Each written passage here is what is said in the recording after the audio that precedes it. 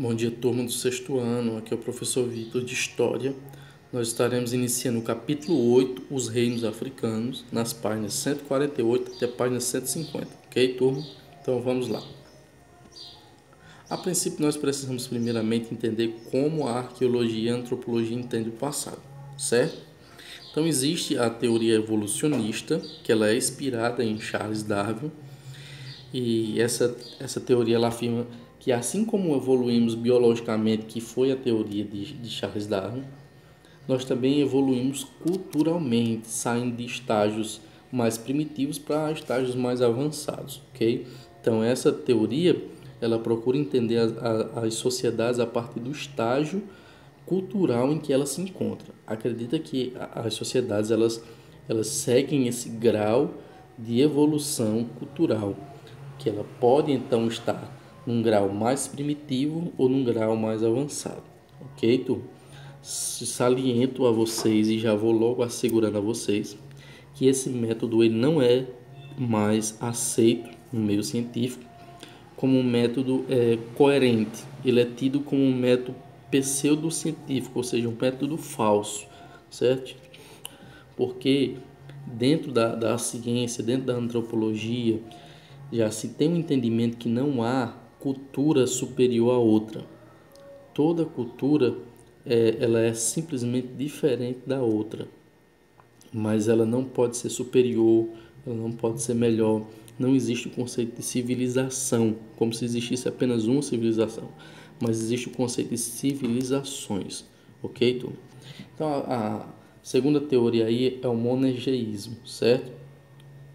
O monogeísmo afirma que todas as civilizações elas seguiriam os mesmos estágios evolutivos. Isso significa que há grupos mais primitivos em relação a outros, ou mesmo é a mesma coisa que dizer também que existem civilizações mais evoluídas. Nesse sentido, cai no mesmo erro do evolucionismo, certo? Dizendo que há civilizações mais evoluídas. Foi sobre esse princípio do monogeísmo que ocorreu a política do neocolonialismo, do imperialismo europeu, onde as potências europeias no século XIX, entendendo ou achando que eram civilizações mais evoluídas, dominaram diversas outras civilizações na África e na Ásia sob o pretexto, certo? De que eram civilizações mais evoluídas e que precisavam levar então o conceito de civilização para aquelas civilizações que não eram pertencentes ao grau, ao nível da civilização europeia. Isso se demonstrou um erro tremendo e que depois houveram diversas tentativas de correção, mas que o erro até hoje traz consequências para essas áreas. Existe o poligeísmo, que essa teoria ela afirma que as evoluções elas acontecem em direções e em momentos diferentes, certo? Ou seja, ele quis dizer o seguinte, essa teoria ela falou o seguinte, que há evolução dentro da civilização, só que ela acontece em direções diferentes. Então, não é que a civilização europeia é mais desenvolvida do que a civilização africana, é que simplesmente a civilização europeia seguia um sentido de evolução diferente ao sentido de evolução que seguiu a civilização africana.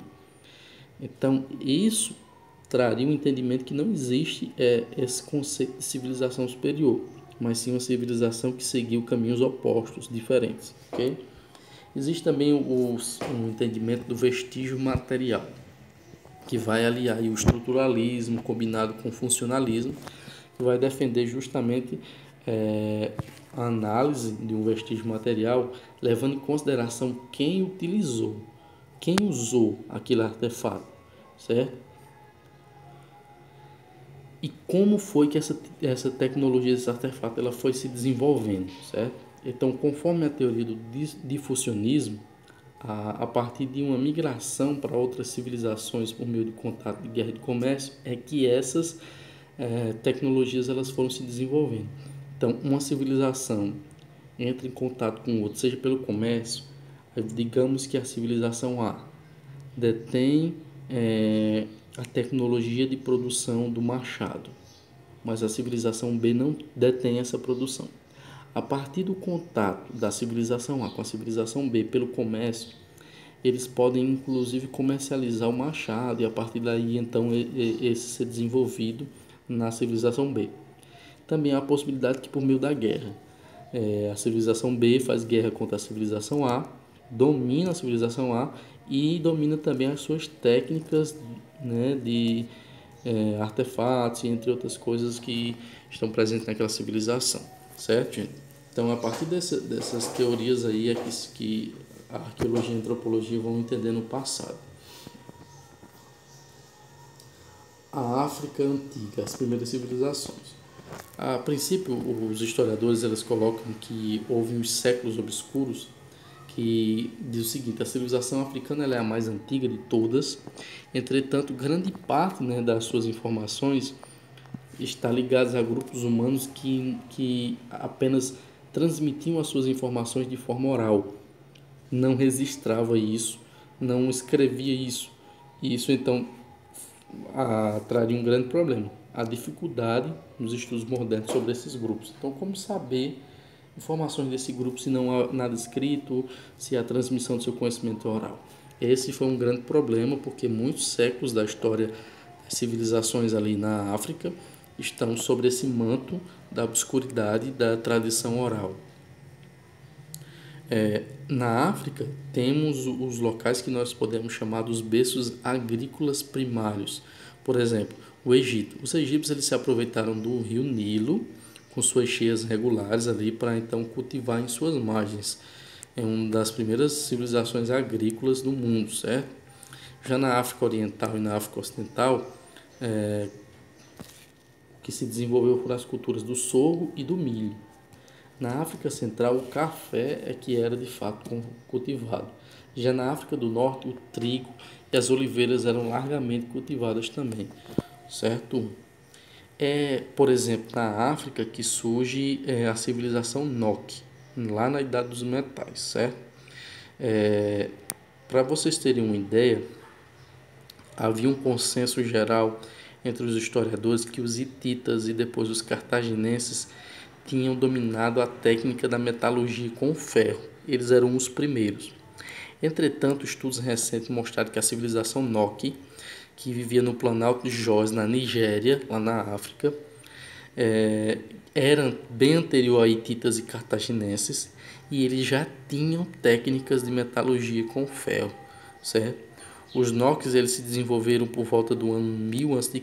até o ano 500 depois de Cristo, certo? Era uma sociedade sedentária, ou seja, já não mudava constantemente de lugar e não vivia da caça e da pesca. Eles já estavam fixos em uma região e eles praticavam a agricultura também, certo? Eles tinham um domínio de uma técnica chamada terracota, no qual eles produziam diversos utensílios a partir do cozimento do barro, ok, turma? E eles tinham um sistema chamado de agroflorestal. O que é isso, professor? É que eles praticavam agricultura plantando plantas para o consumo humano, como frutas, como grãos, no meio da floresta, certo? A floresta estava ali, né, na localidade deles, eles utilizavam a própria fertilidade da floresta para plantar frutas, árvores frutíferas, sementes para utilização ali no seu dia a dia. E então era uma sociedade muito desenvolvida. A grande questão sobre a civilização Nok é por que eles desapareceram. Não se sabe ao certo. Ok, turma? Então essa foi a aula de hoje. Espero que vocês tenham compreendido. Qualquer dúvida nós estamos aqui. E bom dia para vocês, turma. Tchau.